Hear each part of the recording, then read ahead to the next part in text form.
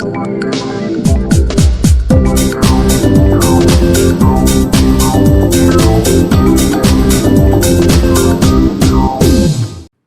guys, welcome to Brainstorming Code, and in this video I'm gonna install VS Code. So let's get started. So first let's go to your browser and type VS Code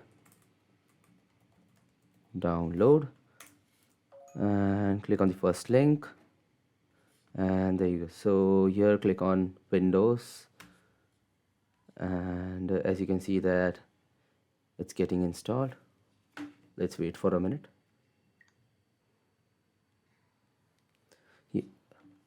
Yeah, so it's installed.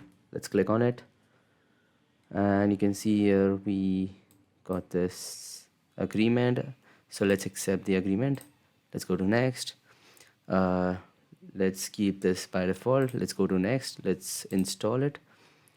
Wait for a minute. So VS Code is been setting up in our PC.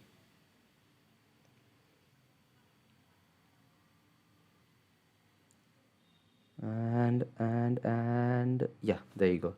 So let's keep this checked and finish.